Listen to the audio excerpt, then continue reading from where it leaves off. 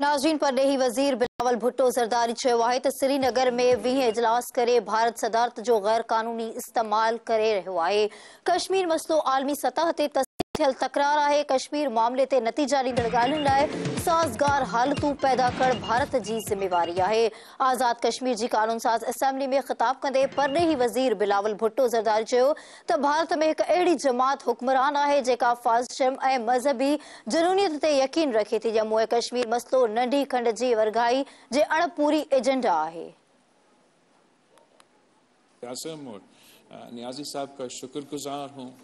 मैं मुस्लिम कॉन्फ्रेंस का सरदार अतीक साहब आपका शुक्रगुजार हूँ। मुस्लिम लीग नून का साबिक वज़ीर आज़म और आपका पार्टी का सदर का शुक्रगुजार हूँ। कायदे हिज़्ब इख्तिलाफ आपका भी शुक्रगुजार हूँ। और साथ साथ उम्मीद रखता हूँ, जैसे ऑनरेबल मेंबर साहब ने पॉइंट उठाया कि आपके यहाँ जल्द जो स्पीकर इलेक्शंस है वो मुकम्मल होंगे। मैं सोच रहा था कि मैं तो पाकिस्तान के जो नेशनल असेंबली है उसका मेंबर रहा हूँ, अब 4 साल, अब 5 साल होने जा रहे हैं, और शायद कभी ऐसा एक दिन नहीं था जिस मैच्योरिटी के साथ इस अहम मौके पे हम सब यहाँ मौजूद हैं आज अक्रॉस द पॉलिटिकल स्पेक्ट्रम। मैं समझता हूँ कि कश्मीर के जो नुमाइंदे हैं उन्होंने साबित किए हैं कि पाकिस्तान के नुमाइंदे के मुकाबले में आप ज़्यादा मैच्योर हैं, ज़्यादा सीरियस हैं। इस वक्त आपका असेंबली, हमारा असेंबली से बेहतर चल रहे हैं, तो इस चीज़ का भी मैं आपको मुबारक देना चाहूँगा। I am here today to express solidarity with you, solidarity with the people of Kashmir at this critical juncture. Mr. Speaker, Jammu and Kashmir dispute is the unfinished agenda of the partition of the subcontinent. The rights and aspirations of the Kashmiri people were trampled upon by machinations and intrigue. The territory of Azad, Jammu and Kashmir, where we congregate today, was liberated at the cost of enormous sweat and blood. We have not forgotten the massacre of Muslims in Jammu region in 1947. They were among the first martyrs of your movement. Unabatedly remains hostile. Its regressive actions have in fact further vitiated the environment, and the onus, therefore, remains on India to take the necessary steps to create an enabling environment conducive for a meaningful and result-orientated dialogue.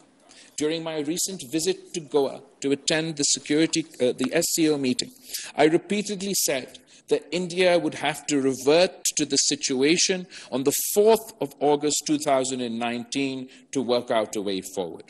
Mr. Speaker, India has also been trying to use the terrorism bogeyman to mask the indigenous Kashmiri struggle for their legitimate rights to self-determination. It uses the same bogey to blame Pakistan and justify its brutal repression of the Kashmiri people. This is a complete travesty of justice.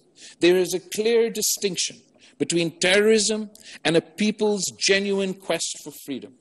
Terrorism cannot be and should not be used as an excuse to deny the Kashmiri people their fundamental rights and their fundamental freedoms. Mr. Speaker, I also want to emphasize that the belligerent Indian statements about Azad Kashmir and Gilgit-Baltistan should be raising alarm bells across the world.